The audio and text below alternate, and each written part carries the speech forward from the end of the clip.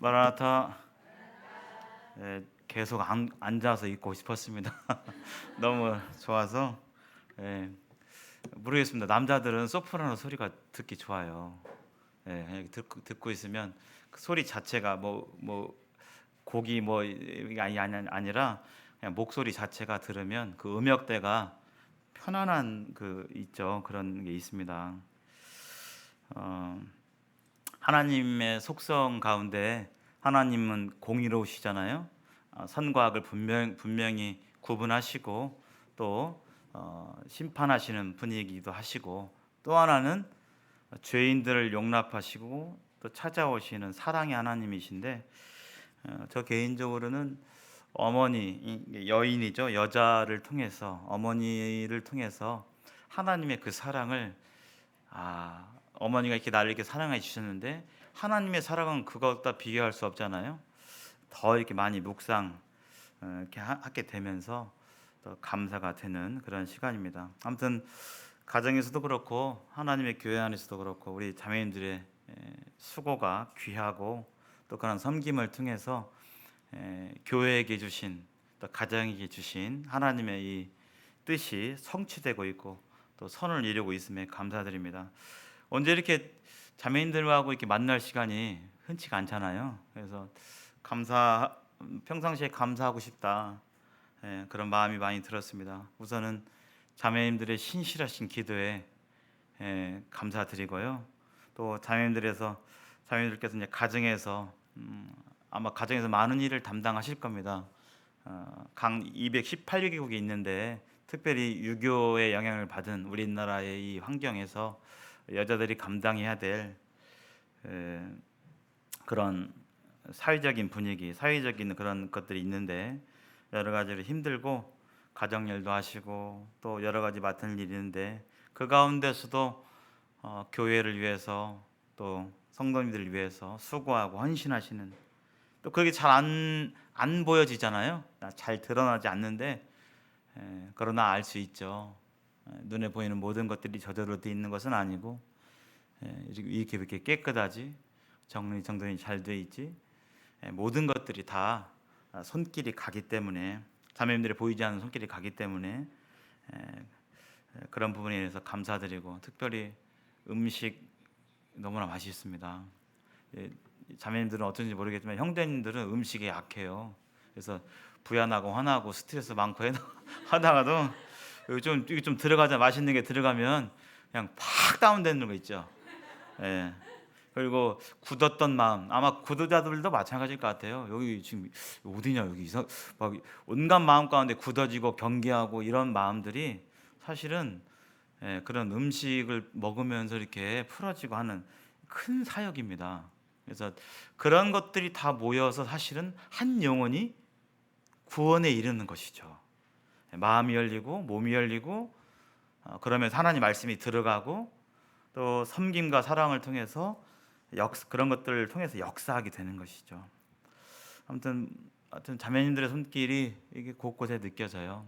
지난주인가요? 토요일인가 그때 학생들 고기 구워 먹었거든요. 한 팀을 딱 보니까 화단에 그 꽃나무랑 이게 어떻게 예쁘게 있는가. 몇 회전만 하더라도, 옥상을 정비하지 않을 때만 하더라도 거기 기억나십니까? 그냥 이렇게 좀 이렇게 아유 좀 심란하다 이제 했는데 너무나 보기 좋고, 누가 하셨겠습니까? 자매님들이 하셨겠죠. 감사드리고, 뭐 꽃꽂이부터 하여튼 다 보이는 것을 감사드리고, 또 자매님들이 친절한 미소, 또 잔잔한 그런 사랑에 감사드립니다. 제가 교회에 처음 왔을 때 처음에 접선이 전화였습니다. 전화. 제가 이거 온 게 아니라 전화를 통해서 2842-9898. 그때야 20몇 년 전이니까요. 휴대폰이 대중화 아직 안 될 때였어요. 유선 전화가 어느 정도 생활 속에서 기능을 할 때였습니다. 여기 혹시 계신가요? 제가 전화를 했을 때 받으신 분? 궁금합니다. 그때 이렇게 저에게 복음을 전했던 김부식 형제님이 전화번호 3개 주셨는데, 9898이 딱 귀에 딱 들어와서 이제 여기를 전화를 드렸는데, 자매님 그 어떤 분인지 모르겠어요. 제가 지금도 네, 그 전화를 응대하셨던 그 목소리와 그 톤, 예, 저 사람 다 여러 가지가 있잖아요. 저는 F입니다, F. 그래서 감성이 풍부해요. 그래서 목소리가 좀 이러면 저 사람 다 싫어하나? 이렇게 쉽게 막 생각하고 하는데 딱 전화를 받으시는데 너무나 이렇게 포근하고 따뜻한 거 있죠. 그래서 전화 딱 하고 한번 받고 여기구나, 여기로 와야겠구나 해가지고 거기 어디 있냐고, 시청 뒤에 있다고, 네, 택시 타고 제가 혼자 왔던 그것이 출발점이었습니다. 자매님들의 그 따뜻한 부드러운 응대. 그래서 참 감사드립니다. 오늘 하나님의 집을 세우는 지혜로운 여인, 이렇게 나누겠는데요. 성경에서 진짜 집을 세우는 지혜로운 여인에 대해서 아마 많이 들어보셨을 것입니다. 제가 자매회에서 이미 전해진 말씀들에 대해서 잘 몰라요. 그래서 중복될 수도 있고 뭐 어떻게 될지는 모르겠지만 혹시 중복된다면 하나님께서 그 부분을 더 강하게 얘기하신다는 것으로 받으시면 좋을 것 같습니다. 한번 같이 이 말씀 읽어볼까요? 시작. 지혜로운 여인은 자기 집을 세우되 미련한 여인은 자기 손으로 그것을 허느니라. 이 짧은 구절 속에서 많은 것들을 생각해보게 됩니다. 잠언 14장 1절 말씀인데요. 첫 번째, 제가 이제 이 말씀을 보면서 여인이 집을 세우기도 하고 헐기도 한다. 이 말씀이 뭘까? 분명히 이것은 하우스는 아닐 것입니다. 물리적인 이 집을 때려 부수고 뭐 짓고 이것은 아닐 것입니다. 아마 가정을 얘기하겠죠. 가정, 홈. 영어로 하면 홈의 개념이겠죠. 근데 이 여인이 그 가정을 세우기도 하고 헐기도 한다는 의미가 뭔가 한번 생각해 봤고요. 그럼 여기서 말하는 집은 뭔가? 집은 어떤 의미가 있고 집이 세워져 간다는 것은 무슨 뜻인가? 이게 하나님의 집, 오늘 주제가 이제 하나님의 집을 세우는 지혜로운 여인인데 여기서는 집이죠. 그래서 아마 뭐 이게 전혀 동떨어진 그런 것은 아닐 겁니다. 교회와 가정이 연결되어 있기 때문에 그래서 서로 상호적으로 영향을 주는 것이죠. 가정에서 어려우면 교회에서도 어려울 수 있고 교회에서도 어려우면 반대로 가정에서도 어려울 수도 있고 그리고 또 하나는 지혜로운 여인은 누구이고 미련한 여인은 누구인가 한번 생각해 보게 되고요. 그렇다면 집을 어떻게 세울 수 있을까 이렇게 생각하게 됩니다. 첫 번째로 제가 이렇게 좀 생각하게 될 때 앞에서 이렇게 나눴죠.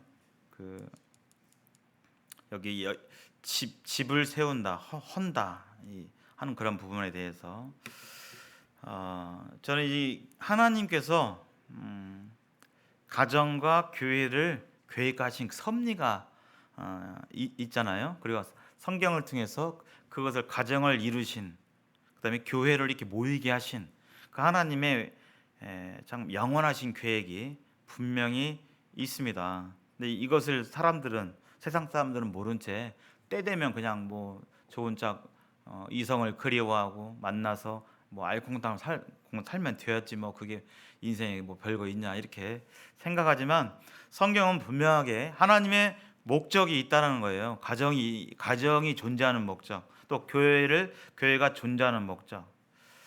그래서 여기 보면 그러므로 사람이 부모를 떠나 그 아내와 합하여 그 둘이 한 육체가 될지니 이 비밀이 크도다. 나는 그리스도와 교회에 대하여 말하노라. 그래서 이 남녀가 결혼하여 가정을 이루어서 가정이 이렇게 존속하는 것과 교회가 분명한 관계가 있다는 것입니다. 분명한 것은 바로 후에도 나오겠지만 공통점이 있죠. 가정과 교회의 공통점.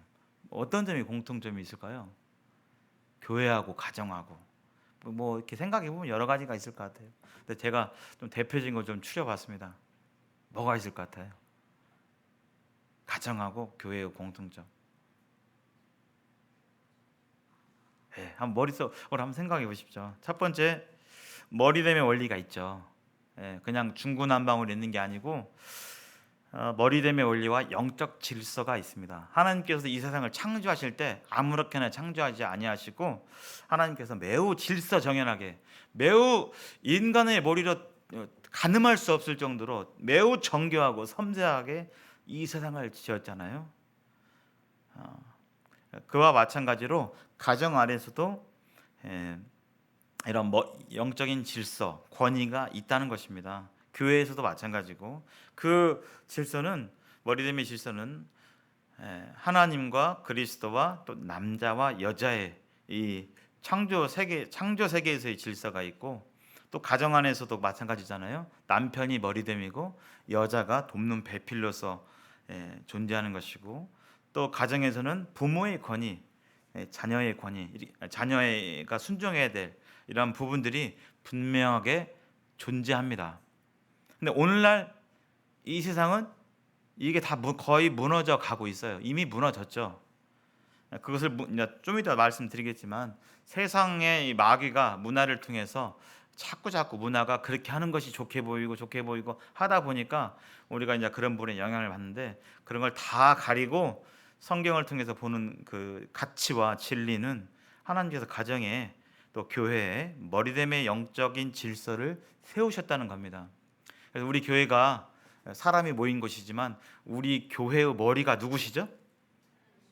그리스도시잖아요. 머리가 그리스도시고, 사람의 뜻으로, 사람이 이러고 저러고가 아니라, 또 장로들의 뜻으로, 장로들의 개인적인 생각이 아니라, 장로들은 하나님께 여쭙고 하나님의 뜻이 어디에 있는지, 머리 대신 예수님이 뭐라고 하시는지 세밀하게 좀 엎드려서 분별하고 또 교회에 그것을 선포하고 얘기하는 것이죠.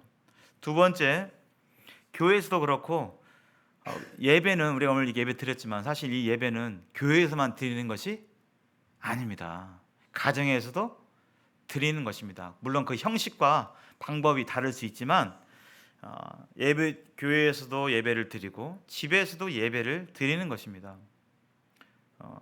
특별히 우리는 주의 만찬을 통해서 교회에서 떡과잔을 보면서 예배를 드리는 것이고, 가정에서는 삶 가운데 예배를 드리는 것이죠.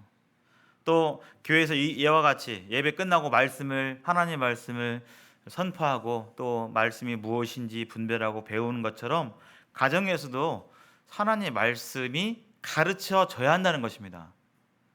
우리 마음 가운데 그것이 있어야 되는 거예요. 근데 그렇지 않고 집에서는 그냥 먹고 쉬고 의식주를 해결하고 그냥 쉬는 곳으로만 멈춘다면, 그것은 하나님께서 가정을 이루신 목적과 좀 멀리 있는 그런 부분입니다. 또 하나가 이제 사랑의 원리입니다.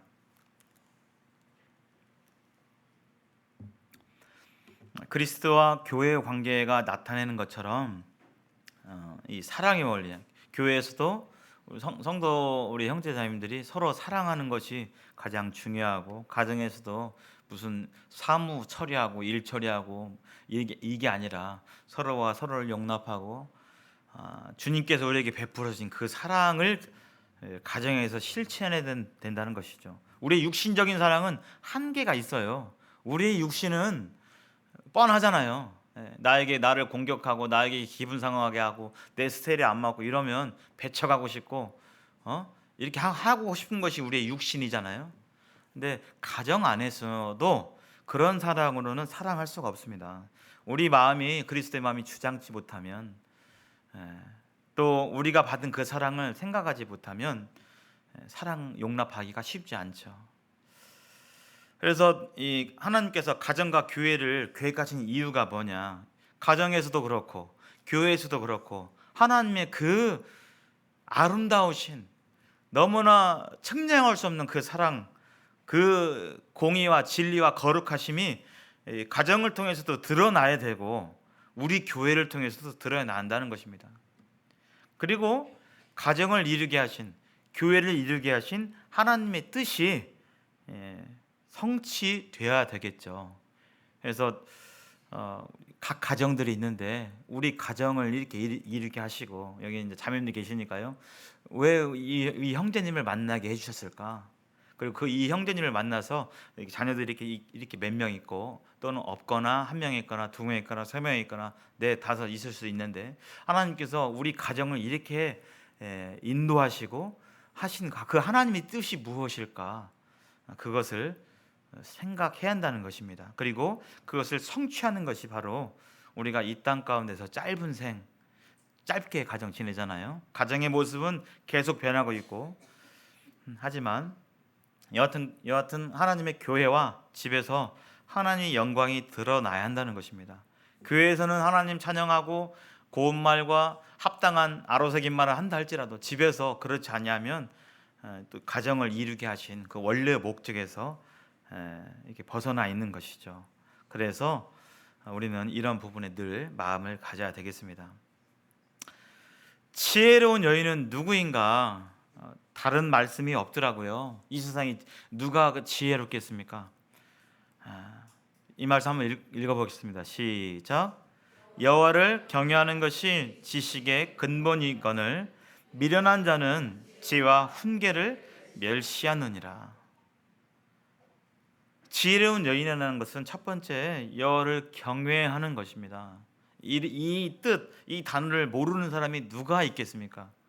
그러나 하나님이 우리 마음 중심을 달아보세요. 누가 나를 정말 경외하는지 이렇게 말하고 있습니다. 솔로몬은 다른 잠언에서 여호와를 경외하는 것이 사람의 본분이다. 이게 사람의 이 정체성이 뭐냐? 왜 살아가는 거냐? 나는 무엇을 위해 살아가고 왜 존재하는 거냐? 여자의 일생, 여자가 왜 이렇게 살아가는 건가? 그러한 삶에 대한 근본적인 정체성이 어디에 있냐면 바로 여호와를 경외하는 것에 있다는 것입니다. 그것이 본분이라는 거예요. 첫째가 남편 사랑하고 자녀 사랑하는 것보다 더 우선되는 것이 바로 여호와를 경외하는 것입니다. 그러나 이 경외는 우리가 성경을 다 알고 막 성경을 10번 통독하고 원어적으로 알고 한다 할지라도 우리 마음 중심이 하나님을 의지하지 않고 떠날 수 있어요. 우리가 많은 지식이 있다 할지라도 우리가 정말 그 마음 가운데 늘 말씀으로 우리 자신을 인도하지 않으면 우리 마음은 항상 자신을 의지하고 옛날의 이기적인 자아를 따라서 살 수밖에 없습니다. 그런 것들을 많이 느낍니다. 자매님들 많이 기도해 주실 텐데 제가 이제 다리가 좀 아프잖아요. 그래서 제가 2달 동안 깨달은 게 하나가 있어요. 뭐였냐면 이거였습니다. 동아야, 너가 정말 하나님 경외하니? 이거 물어보더라고요. 하나님께서. 제가 이렇게 되돌아보니까 그때 이제 아사왕을 통해서 역대하 16장에 이제 아사왕이 나오잖아요. 통해서 이제 그 깨달음을 주셨어요. 제가 이제 이게 아프게 되니까 이게 운동도 못 하고 좀 답답하기도 하고 막 그러면서 맨 먼저 여호와를 경외한다는 건 경외하는 사람이라면 뭘 해야 되죠? 누구한테 의뢰해야 돼요? 하나님 의뢰해야 되잖아요. 하나님 생각하고 하나님 왜 그러죠? 하나님 저를 도와주세요. 하나님 외에는 도울 자가 없습니다. 이런 마음을 가졌어야 우리 알고 있는 거잖아요. 근데 제 실제 행동은 뭐였냐면 그거보다는 이게 왜 이게 안 아프지? 행전 안 아팠었는데 왜 이게 아프지? 하면서 하나님을 의뢰하기보다는 누구를 의뢰해요? 의사, 병원. 그래서 인터넷에 제가 먼저 무릎 꿇고 하나님께 하나님 저희 생명과 건강이 하나님께 있습니다. 제가 몇 살을 살고 어떻게 살지는 하나님께 주권이 있습니다. 이렇게 의뢰하고 했어야 되는데 인터넷으로 막 전주시내 정형외과 어디가 잘하는가 막 별표 보면서 평 읽어보고 그다음에 또 이제 아는 의사분들한테 누가 이거 막 물어보고 제가 그러고 있더라고요. 아사왕이 그랬잖아요. 아사왕이 정신을 안 차리고 그랬잖아요. 그래서 그렇구나. 근데 2달 동안 제가 깨달았어요. 그래서 내가 교만했구나. 이 부분에 있어서 하나님 첫째로 의지하지 않았고, 말로만 하나님 경외한다고 얘기하지 하나님을 첫째로 생각하지 않았구나. 하나님을 경외한다는 것은 하나님을 첫째로 의지한다는 것입니다. 그 누구보다도 그 사람, 어떤 지식, 방법, 경험 이런 것 그 어떤 것보다도 하나님을 의지한다는 거예요. 내가 하나님을 안 믿으면 모를까? 하나님이 살아계시지 않으면 모를까? 하나님이 분명 살아계시고 하나님이 생명을 주관하시고 내 오장육부의 머리털까지 다 세신받는다고 했는데 그걸 정말 믿냐 이거예요. 동아야, 너 믿어? 하나님 의지해야지. 지혜로운 여인이란 하나님을 경외하는 것이 바로 인간의 본분이고 지식의 근본입니다. 그러나 미련한 자는 이것을 멸시하는 거잖아요. 하나님의 말씀을 멸시하고 하나님 말씀을 듣긴 들어도 귀뚱으로 듣고, 우리 그렇잖아요. 누가 이렇게 어른들 얘기할 때 듣긴 듣지만 안 들었던 것은 아니지만 귀뚱으로 듣고, 정말 경외하면 한 말씀이라도 귀를 쫑긋 세우고 제가 최선을 다해서 해보겠습니다. 어떤 그런 마음 자세가 필요한 것이죠. 그래서 여호와를 경외하는 것이 세상 무엇보다도 우선하고요. 하나님이 어떤 분인지 알게 되면 알게 될수록, 이것을 경험적으로 알게 되면 될수록 또 하나님을 경외하게 되는 것이죠. 나란 존재의 이 정체성, 우리가 성경을 통해서 이 세상을 알아가고 나란 존재에 대해서 알아가고 하나님에 대해서도 알아가고 있잖아요. 이 세상은 짧고 우리에게 주어진 생명과 건강과 뭐 내가 할 수 있는 어떤 그런 것들이 지극히 제한적이라는 거 우리가 성경을 통해서 알고 있잖아요. 하나님을 알면 알수록 우리는 하나님을 경외하게 됩니다. 하나님을 어떻게 알아갈 것인가? 어떻게 알아갈까요? 하나님을 알 수 있는 방법, 하나님과 교제 나눠야겠죠. 하나님과의 교제. 그래서 하나님의 교제는 구체적으로 말씀을 통해서 교제 나누고, 하나님이 말씀을 통해 우리에게 말씀해 주시잖아요. 그런 작용이 없으면 사실 우리 마음이 공허해집니다. 교회를 나온다 할지라도, 집회에 참석할지라도 나와 하나님과의 개인적인 1대1 관계가 없으면, 멀면 마음에 동력이 없어져요. 그래서 우리가 말씀을 가까이 하고 뭐 성경 10번 통독했다 뭐 이런 자랑을 나오는 것이 아니라, 하나님 한 말씀이라도 하나님 나에게 뭐라고 말씀하시지? 그 말씀대로 순종하고 그 말씀이 내 마음을 바꾸고 내 생각을 바꾸고 하는 것이 하나님 말씀이잖아요. 모든 성경은 하나님의 감동으로 된 것으로 교훈과 책망과 의로 교육하기에 유익하다라고 말씀하셨고, 하나님이 이를 행하기에 온전하게 할 수 있게 하는 것은 오직 성경입니다. 그래서 말씀을 가까이 하게 될 때 여호와를 경외하게 됩니다. 근데 말씀을 멀리하면 알지만 하나님 경외해야지, 하지만 어느 순간에 내 생각 의지하고 있고 우리에게 이미나 이렇게 많이 있었던 육신적인 그런 삶 가운데서, 생활 방식 가운데서 벗어나기가 쉽지 않죠. 뭐 가정을 세우는 것, 가정에 대해서, 자녀 교육에 대해서, 남편과의 관계 속에서 세상에 무수한 강자들이 있잖아요. 뭐 누구죠? 김창옥 씨라는 그런 부분도 막 상당히 공감 가는 얘기도 많이 하고, 수많은 뭐 강의들이 있잖아요. 물론 그 강의들이 참 공감되고 일부분 맞는 말도 상당히 있어요. 그러나 그분들이 하는 말들은 다 맞지는 않습니다. 오직 하나님의 말씀만이 진리고 정확하고 맞는 것이에요. 뭐 그분들 말이 다 틀린 건 아닙니다만, 그래서 나는 무엇을 우선적으로 의지할 것인가? 우리가 하나님의 말씀을 읽고 또 하나님 앞에 엎드리고 말씀대로 삶 가운데 적용해 보려고 주님의 능력을 힘입어서 살아가게 될 때 하나님이 누구신지를 알게 되고 하나님의 뜻이 무엇인지 알게 되고, 점점 십자가를 지신 예수님과 같은 그런 예수 그리스도의 마음에 이르게 되는 그런 영적인 성장이 있게 되는 것입니다. 나는 무엇을 우선적으로 의지하고 있나? 그래서 뭘 통해 알 수 있냐면 바로 그분의, 하나님과 그분의 말씀을 대하는 태도를 보면 하나님을 경외하는 자의 모습을 알 수 있죠. 교회 안에서, 가정 안에서 누구를 가장 의식하십니까? 누가 가장 어렵습니까? 뭐 시어머니가 좀 어렵습니까? 아니면 남편이 좀 어렵습니까? 내가 이렇게 하면 좀 조금 이렇게 좀 그런데 어려운 분 없으세요 혹시? 우리에게 어려운 분이 계셔야 돼요. 누구요? 하나님이 계셔야 됩니다.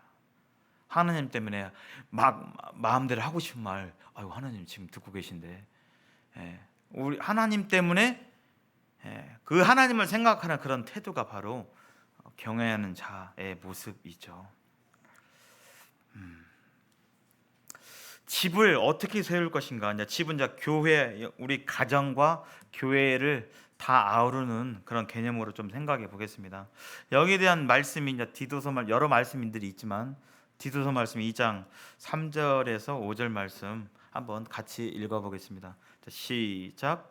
늙은 여자로는 이와 같이 행실이 거룩하며 모함하지 말며 많은 술의 종이 되지 아니하며 선한 것을 가르치는 자들이 되고 그들로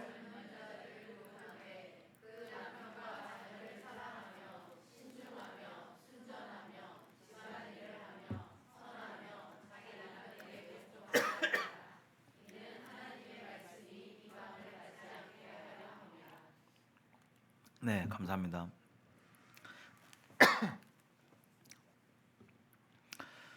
네, 여기 아내들에 대한 말씀이 있어요. 이 외에도 좀 있지만 좀 이 말씀을 통해서 조금 집을 어떻게 세울 것인가 함께 나누고자 합니다. 저에게 주어진 시간이 3시 20분인 줄 알고 있습니다. 시간을 제가 지키기를 마음 가운데 제 의지하고 있습니다. 어떻게 세울 것인가? 이제 이 전반부는 조금 듣기에 거북한 단어가 있습니다. 늙은 여자 하면 듣기 좀 거북하시죠? 영어로 제가 봤더니요, older woman 써 있더라고요. older는 비교급입니다. 누구랑 비교해서 좀 더 나이 드신.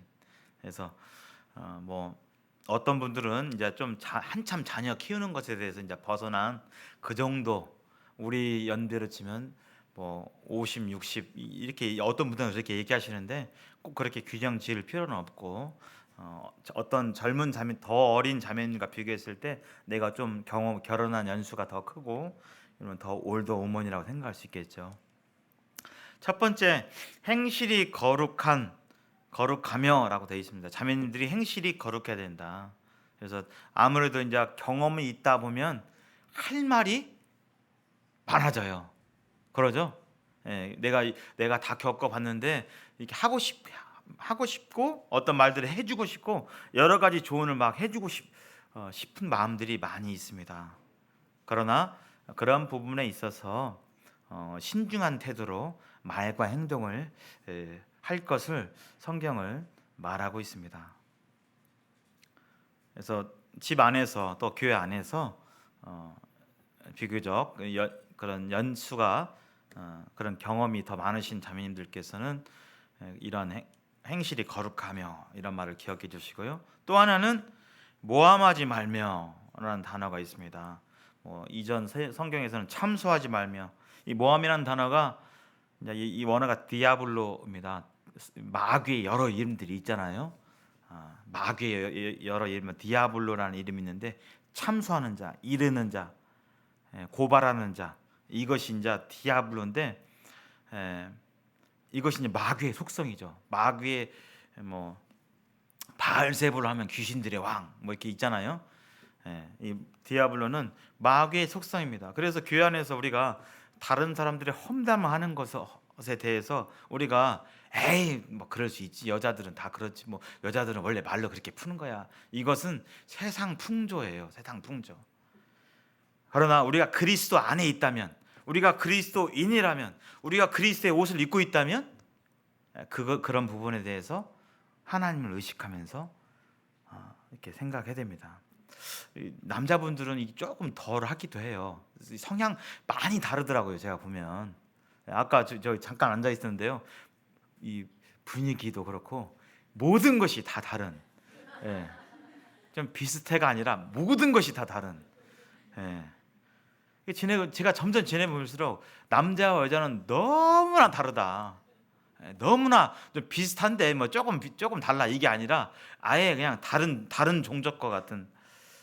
남자들은 보통 어려움 생기고 고민 생기면 어떻게 하십니까? 남자들도 또 같은 남자라고 해서 다 달라요.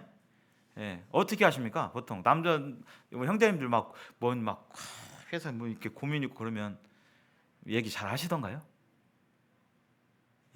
그런 분도 계셔요. 얘기 잘 하시는 분들. 네, 그런 분들도 계시긴 하는데 극소수고요. 대부분은 일단 말수가 없어지고요. 표정이 좀 무표정하게 되고 멍하니 있다든지 혼자만의 동굴로 들어갑니다. 그럼 자매님들께서는 결혼할 때 슬프거나 기쁘거나 다 나랑 함께 하지 한다고 안 했던가? 왜 자신의 힘듦을 얘기를 안 하고 혼자 저렇게 꿍꿍하고 서운하다 여러 가지 감정을 느낄 수 있죠. 근데 남자들은 그래요. 남자들 있으면요 누가 안 찾아갑니다. 근데 우리 자매님들은 누구랑 뭐 얘기를 좀 해야 되잖아요. 그래서 공감도 받고 싶고 내 편 좀 누가 좀 대해줬으면 좋겠고 이런 마음이 있는데 남자들은요 안 그래요. 문제 생기면요 막 계속 고민하고 자면서도 고민하고 뭐가 해결이 안 될 때까지는 계속 이렇게 있는 속성이 있어요. 근데 그러다 보니까 아무래도 이 자매님들께서 말도 더 잘하시잖아요. 우리 남자분들은 뭐 말을 하라면 막 떠듬떠듬하고 막 그러거든요. 그런 분들 꽤 많아요. 학교에서도 보면 누가 더 발표를 잘해요? 여자애들은 그냥 떡 부러지고 그냥 글씨도 잘 야물게 잘 쓰고 남자애들 노트 가까봐라 그러면 한 줄에 글씨가 그래도 한 열 몇 글자는 있어야 되잖아요. 어떤 애들은 5글자 쓰고 줄 바꾸고 하여튼 말도 그렇고요. 하여튼 이 언어에 대해서 우리 자매님들이 좀 더 이렇게 잘 이렇게 구사하시고 훨씬 관계적이고 이러시잖아요. 그러다 보면 얘기가 말이 많으면 실수가 많은 것처럼 말을 하다 보면 의도치 않게 다른 분들의 험담이나 또 이런 부분들을 말하기가 쉽다는 것입니다. 그래서 그런 부분들에 대해서 조심할 것을 얘기하고 있고요. 세 번째로 술의 종이 되지 아니하면 직접적인 이건 술뿐만 아니죠. 그래서 술에 취하게 되면 이 알코올이 우리를 이렇게 지배해 컨트롤하는 것처럼 우리 구원받은 예수님 때문에 구속받은 우리 성도들의 몸은 이제는 누구 거예요? 예수님 거잖아요. 내 것도 아니고. 그래서 이 몸이 그 누구도 나를 제어하지 못하도록 중독이라는 것은 제어 당하는 거잖아요. 그걸 안 하면 그게 술이다. 아이들은 게임인데 게임을 안 하면 못 견디는 거예요. 그냥 게임 안 하면 화가 나고 게임 안 하면 막 부모고 뭐고 없고 게임 못하게 하면 막 친구도 막 뭐도 없고 그냥 이렇게 되는 거잖아요. 자신을 잃어버리게 되는 것인데 올드 우먼 하나님의 가정 안에서나 교회 안에서나 이런 부분에 몸과 마음이 그 어떤 것도 지배하지 못하도록 주님 외에는 지배하지 못하도록. 그래서 그리스도인들에게는 우리 형제님들은 스포츠에 중독이 된다든지 또 젊은이들은 게임에 중독된다든지 또 드라마에 중독된다든지 막 그거 아니면 중독이라는 건 중독 안 된 건 뭐죠? 그 안 해도 괜찮아. 해도 좋고 드라마를 봐도 괜찮고 뭐 한 달 동안 안 본다고 해서 뭐 괜찮아. 이런 거잖아요. 그래서 우리가 자유롭게 컨트롤하는 것이 있는 것이지 중독이라는 것은 그 밑에 우리가 이제 지배당하는 거잖아요. 마지막 네 번째 말씀의 마지막은 아니고요. 선한 것을 가르치는 자가 되면 올드 우먼들에게 이제 적용되는 것이 선한 것을 가르치는 자가 되라고 말하고 있습니다. 먼저는 가정에서 자녀들이요. 또 교회 안에서 하나님 말씀이에요.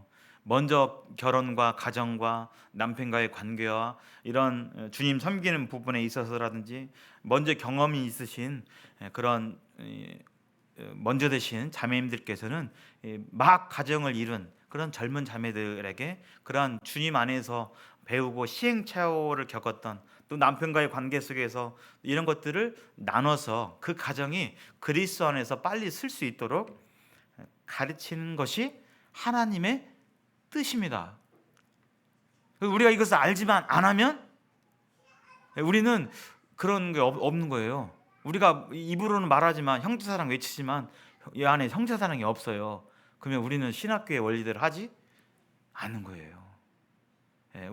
우리가 말로만 외치고 행하지 않으면 뭐 그런 것입니다. 그래서 젊은 자매님들, 젊은 기혼 자매님들은 마땅히 먼저 되신 현숙한 자매님들에게 조언 구하고, 아름다운 것입니다. 남편과의 관계 가운데 어떻게 할 것인지 조언 구하고 얘기하고 하는 것들이 아름다운 것인데, 대신 그런 것들이 잘 새어나지 않도록 비밀을 지켜주면서 얘기하는 게 좋겠죠. 아이고, 시간이 짧네요. 좀 빨리 나가겠습니다. 이제 영거 부문입니다. 좀 더 상대적으로 어린 자매님. 첫 번째가 남편을 사랑하고, 남편 사랑하십니까?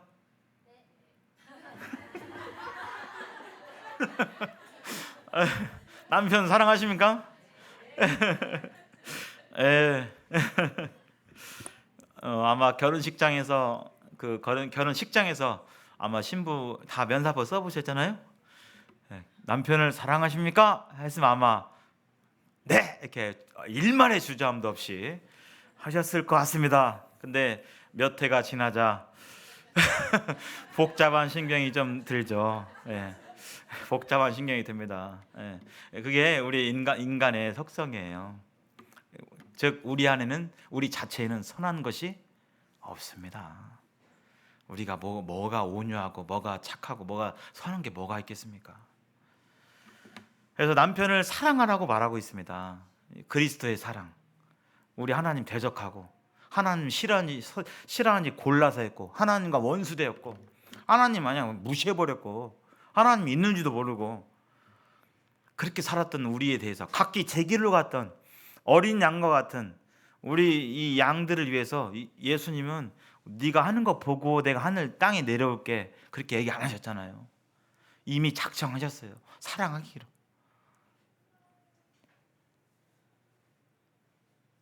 그래서 우리는 늘 기억해야 됩니다. 혼인 예식 때 그 대답을요.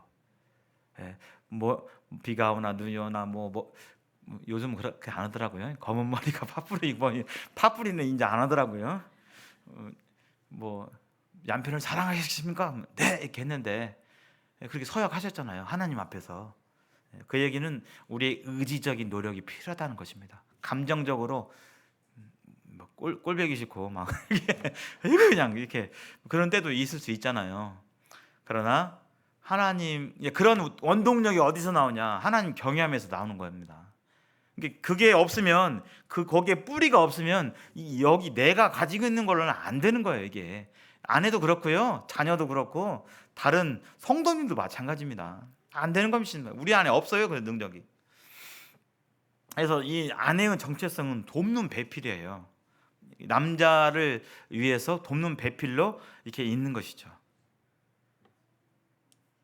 그래서 나는 남편을 사랑하라고 했는데, 사랑해서 돕는 배필로서 역할을 하고 있는가? 남편을 돕고 있는가? 영적으로 돕고 있는가? 남편의 은사를 잘 활용해서 남편에게 말씀하신 하나님의 뜻대로 남편이 이 교회를 섬기도록 나는 그 일을 돕고 있는가? 또 남편의 마음을 돕고 있는가? 또 남편의 육체적인 필요를 돕고 있는가? 성적인 의미를 포함해서 이런 부분들을 생각해 보셨으면 좋겠습니다. 그리고 또 남편이 자녀를 사랑하라고 하고 있지만 누가 우선이에요? 가정의 관계에 있어서 남편이 우선이에요. 이것이 뒤집어지면 안 됩니다. 자녀들이 아무리 사랑스럽더라도 남편이 우선적인 관계인 것입니다. 아시다시피 여기 이미 출가해서 내보내신 분들 계시지만 우리에게 이 자녀들 어렸을 때부터 기저귀 갈고 그렇게 코 닦고 닦아서 키운 이 애들이 계속 우리 품에 있어요. 때가 되면 떠나요? 떠납니다. 그 떠나는 시기는 상당히 일찍 떠나요. 상황에 따라. 일단 중학생 되면, 중고등학생 되면 집에서 볼 수 있는 시간이 별로 없어지죠. 대학생 되면요, 집에서 아직 출간 안 했지만 집에서 자주 봅니까? 못 봅니다. 대화 나누기 쉽지 않아요. 그리고 이제 출가해버리면 이제 누구만 남았죠? 부부만 남아요. 이 부부가, 남편과 아내가 정말 소중한 관계라는 사실을 서로 늘 잊지 말아야 됩니다. 우리는 쉽게 잊을 수 있는 그런 존재들이에요. 하나님께서 그렇게 남편과 짝지어 주신 그 사실을 늘 기억하셔야 되는 것입니다. 그다음에 자녀를 사랑하고 그랬죠. 이 자녀 사랑에는 뭐 여러 가지가 있겠지만 자녀에 대한 차별 없는 사랑, 뭐딸 좀 그렇더라고요. 뭐 아빠는 딸이 더 예쁘고 막 이런 게 아니라 차별 없는 사랑할 수 있도록. 그리고 사랑이라는 것은 무조건 다 받아주고 이게 아니라 사랑 가운데서 돌봐주고 필요를 돌봐주고, 이것은 발달 단계에 따라 다릅니다. 애가 다 컸는데 여지껏 다 해주고 아들이 또는 딸이 할 수 있는데도 불구하고 엄마가 다 해주고, 이것이 아니라 발달 단계에 맞춰서 돌봐줘야 되고, 또 발달 단계에 맞춰서 영아, 유치원, 초등학생, 중학생, 고등학생, 청년에 이르기까지 거기에 맞는 교육을 해야 되는 것입니다. 그리고 필요할 때 필요시 징계를 해야 되는 것입니다. 이게 하나님 말씀이에요. 세상에서 지금 이미 차포 다 떼었습니다. 학교에서 교육할 수 있을까요? 이미 없어요. 여기 지금 현직 교사들 많이 계시는데, 저는 이미 몇십 년 전부터 이제 학교에서 아이들을 바르게 가르치는 거 물 건너 갔어요. 가르칠 수 있는 권한이 없어요. 일단 징계권이 없어요. 없어요. 어디에도 없어요. 이미 학교에서는 그 전부터도 안 됐고 지금은 안 될 것이고 앞으로도 안 될 것입니다. 희망은 오직 어디에 있어요? 가정에 있어요. 다른 어떤 것도 없어요. 근데 그 가정이 점점 이 세상 풍조에 따라서 가정의 기능이 강화되고 있어요? 약화되고 있어요? 약화되고 있어요. 특히 교육적인 부분에 있어서. 먹이고 입히고 이것은 옛날보다 좋아졌잖아요. 근데 교육적인 부분에 있어서 아빠와 엄마가 자녀들에게 선한 영향력을 끼치는 그런 부분에 있어서 약해졌어요, 많이.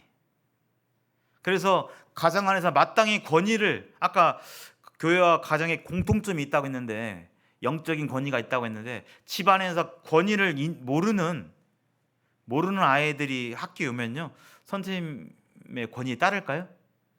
전혀 따르지 않아요. 저는 매일 보고 있어요. 그 아이들은요, 권위를 인정하지 않을 뿐만 아니라 권위를 인정하지 않으니까 뭣도 몰라요? 선악을 몰라요. 선과 악에 대한 기본적인 개념이 없어요. 어떤 이유에서든지 나를 기분 나쁘게 했어요? 그러면 제가 때리거나 욕하는 게 뭐가 잘못이야? 물어보면 이래요. 가정의 기능이 약화돼서 그렇습니다. 그래서 자매님들이 특별히 자녀를 사랑하는 가정 안에서 이 사역들을 해 가시고, 나는 자녀들을 차별 없이 사랑하는가, 그리고 나는 가정에서 자녀들을 잘 돌보면서 교육하고 필요할 때 징계하는가. 하나님의 말씀이 진리입니다. 하나님 말씀대로 하지 않으면 거기에 따른 어려움을 겪게 돼요. 집을 어떻게 해서 계속적으로 신중하면, 영어로 to be self-controlled 돼 있죠. 그래서 이것은 신중하다, self control, 자기가 감정이 컨트롤 돼야 된다. 우리 자매님들이 집에서 어떻게 할 것이냐, 이 자매님들은 좀 더 감성적이시잖아요. 감정적이시고, 그래서 감정적으로만 행하지 않도록, 어렵겠지만 이 감정의 영역 또한 성령의 통제 아래 있도록 하셔야 될 것입니다. 제가 학교에 있기 때문에 많은 샘플들이 학교에 있어요. 누구 더 지도하는 게 어려울까요? 남학생이요, 여학생이요? 네, 누구요? 여학생들은 모르겠어요, 정말. 남학생들은요, 막 받치고 패고 막 지금 막 한바탕 해가지고 여기 피 나고 있고 안경 이미 막 여기 휘어져 있고 해가지고 막 눈에 살기를 떼고 와가지고 막 하고 했는데 한 5분 얘기해가지고 뭐 이렇게 해갖고 해 하고 해, 그러면 미안해 하면서 막 웃으면서 나가거든요. 그런 애들도 있어요. 근데 여자아이들은 도통 모르겠어요. 하고 제가 여 선생님들한테 이런 게 어떤 심리예요? 자기도 모르겠대요. 감정이 상당히 복잡합니다. 이해합니다. 민감하고 섬세하시고 또 뭐 신체적인 또 생리적인 그런 부분에 있어서 많은 영향을 받는 게 사실이죠. 형제님들이 이런 부분 잘 살필 필요가 있죠. 그러나 이 감정의 성령이 이 감정에 성령님의 지배하에 있도록 하셔야 되는 것입니다. 또 순전하며 퓨어라는 단어가 쓰여졌어요. NIV 성경에 도덕적으로 순결하다. 그래서 다른 이성과 적절한 거리가 있어야 하고 옷차림이 단정해야 된다. 그래서 남자들은 뭐에 약하다고요? 어떤 감각에요? 시각에 약합니다. 그래서 근데 어떤 것에 남자들이 이렇게 유혹을 받는지 아실 필요가 좀 있어요. 그래서 너무 어떤 옷이요? 너무 타이트한 옷. 예. 막 특히 하체가 타이트한 스키니진이라든지 제가 이제 남자로서 대변을 하고 있는 것입니다. 스키니진이라든지 또 뭐가 있죠? 노출이 좀 이렇게 파인 옷이라든지 그다음에 막 이렇게 요즘 애들이 초등학생들도 옷 스타일이 다 달라요. 지금 스키니 스타일 아니죠? 요새 애들 다 회색 펑퍼짐한 바지 입고 다녀요. 근데 상의가 뭐냐면 상의가 어떻게 돼요? 짧아요. 갖고 옛날에는 좀 이렇게 치수가 안 맞으면 이렇게 하면 이렇게 살짝 보이고 그랬는데 지금은 아예 그냥 이렇게 빤빤히 서서도 예. 이 빤빤히 서 있어도 이렇게 배꼽이 보일락말락해요. 하고 애들이 그게 풍조예요. 그냥 풍조. 예. 근데 영향 받아요. 사춘기 남자애들이 같은 반 애들이 하고 막 그 성적인 성희롱 이런 것들이 학교에서 빈번하게 일어나고 있습니다. 그래서 단정해야 되겠고요. 아이고 5분밖에 안 남았네요. 집안일을 하며 to be busy at home이죠. 직역하면 집에서 바빠져야 된다. 자매님들이 어디서 바빠져야 되냐?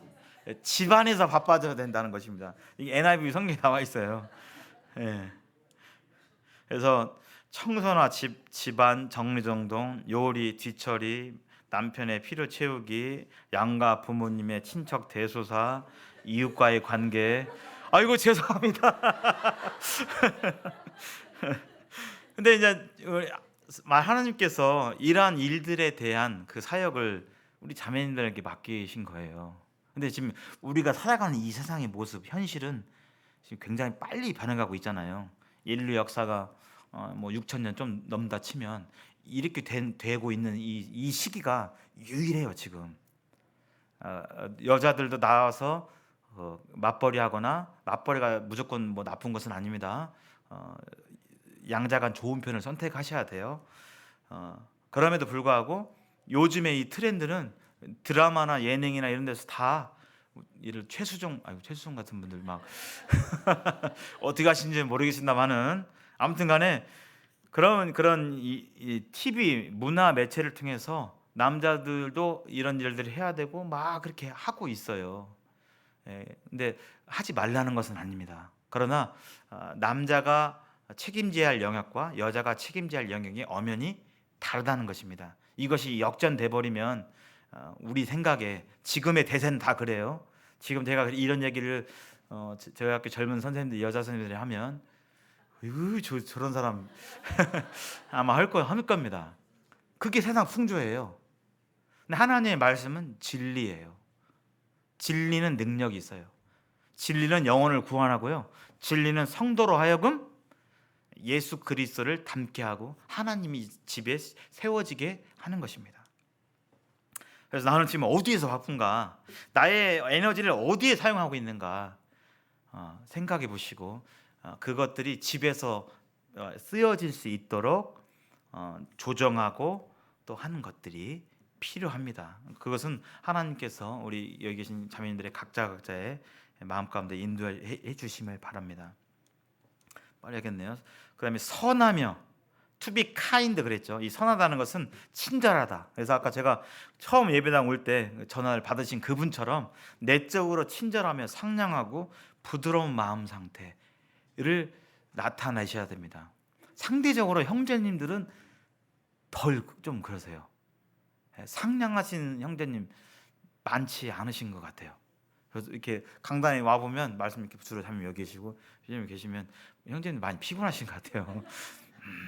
이렇게구나. 아주 그냥 특유의 표정이 있으세요. 예. 근데 여하튼간에 우리 자매님들의 이 특성이 친절하고 이런 부분들을 통해서 구두자들의 마음이 열리고 또 성도님들도 마음에 근심이 있고 있다가도 이게 성도님들이 웃음으로 대해주시고 이렇게 안부 물어보시고 하는 것 통해서 주님 아이고 우리 형제 자매야. 그렇게 우리는 교회는 형제 자매야. 이런 마음이 더 들고 하는 것이죠. 그래서 가정에서나 교회에서나 이런 상태를 유지하는데 교회에서도 그렇고 교회에서는 그렇게 하지만 가정에서 혹시 거친 말을 한다든지 폭언을 한다든지 심지어 욕을 한다든지 하는 것들은 정말 하나님께서 근심하시는 일입니다. 이것은 하나님께서 미워하시는 일이죠. 그래서 우리의 말과 언어와 이런 것들이 감정에 지배되지 않고 이렇게 훈련해 가시길 바랍니다. 처음부터 되겠습니까? 그 다음에 남편에게 복종하라. 이것은 하나님의 권위와 질서의 원리, 머리됨의 원리죠. 그래서 이 말씀 외에도 이 세 구절이 있죠. 한번 읽어볼까요? 자, 시작. 아내들이여 자기 남편에게 복종하기를 주께 하듯 하라. 아내들아 남편에게 복종하라. 이는 주 안에서 마땅하니라. 아내된 자들아 이같이 자기 남편에게 순복하라 하면서 이렇게 남편이 영적으로 어리고 좀 어리석게 행동하고 차이가 있을 수 있어요. 성경적인 지식도 나보다 모르는 것 같고 그렇다 할지라도 남편의 어떠함이 라 할지라도 남편을 세워주고 인정해주고 또 조언해주고 권할 때는 어떤 틀어요? 명령대로요, 권하는 틀어요. 잘 부드럽게 얘기하셔야겠죠. 여보 이렇게 했는데 이것은 좀 이런 것 같아. 한번 이렇게 얘기하지. 명령대로 오늘 예를 들어서 오늘 말씀 형편없었어 오늘 막 아이고 그냥 제가 너무 좀 과장해서 그랬지만 그렇게 당신은 좀 다음부터 그렇게 하지 마. 좀 이런 말 좀 하지 마. 이렇게 명령대로 얘기하면 머리들은 일단 뭐가 생겨요? 반감이 생겨요. 왜? 남자들은 머리이기 때문에. 학교에서도요. 저도 이 원리에 따라 좀 해요. 남자애들은 좀 이런 게 있거든요. 무섭게 해야 좀 말 듣는다. 제가 남자 선생님이니까 이러 이렇게 할 수도 있는데 제가 그냥 한 20년 넘게 가르쳐 보니까 그건 별로 효과가 없고요. 내면의 진정한 변화. 이렇게 야 너 좀 잘 이렇게 일단 어조를 낮춰가지고 너 이게 아니라 누구야 은찬아 네가 이번에 이렇게 좀 했잖아. 그쪽 아닌 것 같아. 좀 다시 너 오늘 그때 어떻게 하는 게 좋을 것 같니? 이렇게 조금 이렇게 낮춰서 얘기하면 그나마 좀 듣더라고요. 근데 이렇게 해버리면 이제 자기도 머리거든요. 어린 머리입니다. 어린 머리. 그 있어요 진짜로. 저도 학생들 다룰 때 아유 빨리 해야겠습니다. 30분까지 기도하고 마치는 거죠. 제가 그 전까지는 마치겠습니다. 여자애들 다룰 때는요 정말 깨지기 쉬운 그릇처럼 다루고요. 성경 말씀이 있잖아요. 남자애들 다룰 때 그냥 제가 옛날 육신적으로 그냥 그냥 교직 그냥 경험을 할 때는 제가 남자니까 목소리도 크잖아요. 제가 목소리 크거든요. 성악 연습해가지고 그렇게 효과가 없더라고요. 그때만 듣지 별로 변화가 안 되더라고요. 그래서 남자아이들을 이렇게 하는 그런 남편에게 복종하고 순종하는 것이 필요하고 그렇습니다. 그리고 이제 집을 어떻게 세울 거냐 자녀 교육에 대한 부분인데요. 부모된 우리가 먼저 중요한 것은 집 안에서 가르쳐야 되는 것입니다. 집 안에서 가르쳐야 된다는 거예요. 학원만 보내는 게 아니라 집에서 부모가 가르쳐야 한다는 것입니다. 일부러 시간을 만들어야 한다는 거예요. 큐티도 일부러 시간을 만들지 않으면 할 수가 없어요. 예를 들어서 피곤해서 아침에 못 일어나겠다. 그러면 10시 자야 되죠. 큐티를 위해서. 그렇게 삶의 우선순위가 필요한 것입니다. 10시에 자면 아유 그래도 내가 6시에는 일어날 수 있어. 큐티 할 수 있어. 이렇게 가야 되는 것이지. 아유 나는 올빼미 형이라 나는 1시에 좀 자야 돼. 그리고 아침에 너무 힘들어. 이렇게 하면 못하는 겁니다. 말씀을 순종하고 여호와를 경외하는 게 뭐냐? 말씀을 순종하기 위해서 내 삶을 조정하는 거예요. 하여튼 그러려면 말씀을 읽고 기도하고 연구하고 삶 가운데 엄마가 아빠가 순종해 가야 되는 것입니다. 그 가운데서 발달 시기에 맞게 아직은 미성숙하니까요. 대들 수도 있고 말도 안 되는 변명할 수도 있고 거짓말할 수도 있고 수많은 그런 미성숙한 모습을 우리가 보이지만 발달 단계에 맞게 이 부모님들이 엄마가 됐건 아빠가 됐건 저는 아빠가 그 일을 감당하기를 바랍니다. 그래서 아빠가 좀 하기가 어려우면 엄마라도 성경을 정기적으로 가르쳐야 되는 것입니다. 그렇지 않으면 결국은 이 아이들은 다른 데서 가치관 습득하게 돼요. 24분이네요. 그리고 마지막으로 이제 교회에서 어떻게 교회를 세울 것인가. 그래서 지금까지 가정과 관련된 얘기들 많이 했는데요. 가정을 세우는 일과 교회를 세우는 일은 상호 보완적이에요. 그래서 가정에서 잘 일을 하게 되면 또 교회도 잘 섬길 수 있게 됩니다. 그건 남자도 마찬가지예요. 장로들의 디모데전 3장에 장로의 자격이 나와 있는데 남자들도 자기 집을 잘 다스려 자녀들로 모든 공손함으로 복종하는 자가 되게 해야 한다고 하고 있잖아요. 사람이 자기 집을 다스릴 줄 모르면 어찌 하나님의 교회를 다스릴 수 있겠냐고 얘기하잖아요. 그것이 가정에서 이루어지면서 또 교회를 섬길 수 있게 되는 것이죠. 여자들도 자기 집을 남편에게 복종하고 자기 집을 잘 관리하고 자녀 교육하고 해야 교회를 잘 세울 수 있는 것입니다. 그리고 남편을 향한 하나님의 뜻을 이루는데 최대한 동역하시기 바랍니다. 남편의 은사가 무엇인지 말씀 전하는 은사라면 말씀을 강단에 전한다면 남편이 말씀을 준비할 수 있도록 최대한 집에서 그렇게 해주는 게 그렇게 하는 게 돕는 역할이고 남편이 섬기는 역할이다. 그러면 같이 뭐 물질이나 뭐 이렇게 해가지고 그 각자의 은사가 있을 것입니다. 그것이 돕는 것이 동역하는 것이 본분이라는 거예요. 그래서 돕는 배필로서 남편을 향한 하나님 뜻이 뭔가. 그래서 우리 남편이 나의 남편이 은사를 사용해서 가정과 교회를 섬기고 있는가. 남편이 교사의 은사면 집에서 아이들 가르치고 또 교회에서 이렇게 섬기고 있는가. 남편이 섬기는 은사 같은데 가정에서 그렇고 교회에서도 이렇게 하는가. 그 일을 장려해주고 돕고 잘할 수 있도록 하는 것이 바로 돕는 베필로스의 역할입니다. 그리고 은사를 따라서 자매님들에게 주어진 사역들이 있죠. 아까 제가 말씀드렸지만 섬김과 접대 얼마나 귀합니까? 하는 영역만 다른 것이지 똑같은 것입니다. 저는 강단에서 남자들에게 말씀을 전하라고 남자에게 주님께서 하셨잖아요. 그래서 저는 말씀 이렇게 전하는 것이고요. 똑같은 영역이죠. 우리 자매님들은 음식을 만들어서 또는 섬김하고 접대하고 청소하고 또 형제님들이 약한 게 구두자들과의 관계예요. 관계 맺는 거 얼마나 이렇게 부드럽게 잘 맺으십니까? 그래서 그런 부분이라든지 또 전도 저 같은 경우도 남자가 여자한테 쉽게 전도 못 하잖아요. 또 자매님들이 전도의 은사가 있으시면 여자분들에게 전도하시고 상담하시고 무엇보다도 기도 사역 이런 것들이 하나님의 역사를 이루는 보이지 않는 가장 큰 원동력이에요. 지식이 부족하고 그런 게 아니라 사실 우리는 하나님 앞에 엎드리고 경외하고 하나님께 1순위로 무릎 꿇는 그 중심이 약해서 하나님 역사가 이렇게 더딘 그런 모습들을 보게 됩니다. 그래서 이런 부분들을 따라서 섬기시면 좋을 것 같습니다. 결론적으로 말씀드리면요, 하나님의 집을 세우는 지혜로운 여인은 읽어보실까요? 시작. 먼저는 하나님을 경외하십시오. 두 번째 시작.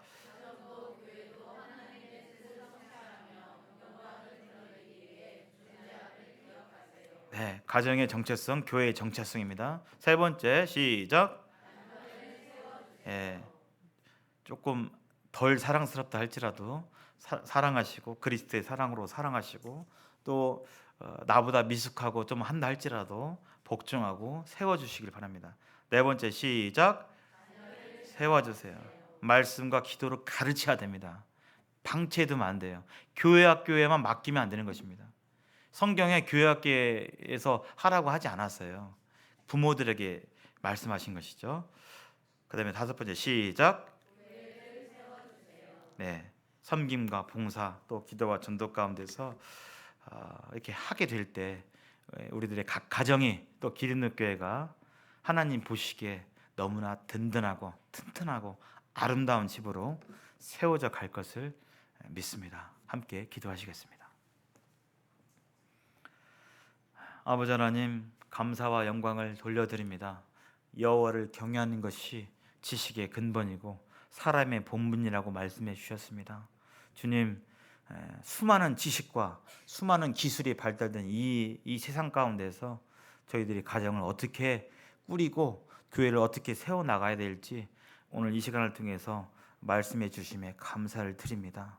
주님, 하나님의 말씀을 가벼이 여기지 않고 멸시치 않도록 도와주시고 하나님의 말씀대로 순종하여 하나님께서 이루시고 또 우리 가정이 세워지고 우리 교회가 하나님의 말씀대로 세워져 가는 것들을 보며 영광의 하나님을 찬송할 수 있도록 은혜를 베풀어 주시기를 간절히 구하옵나이다. 여기 계신 우리 자매님들 참 수고가 많은 가운데 있사온데 영육간에 늘 강건하도록 지켜주시고 보호하여 주시옵소서. 감사하며 주 예수님의 이름으로 기도합니다. 아멘. 네, 감사합니다.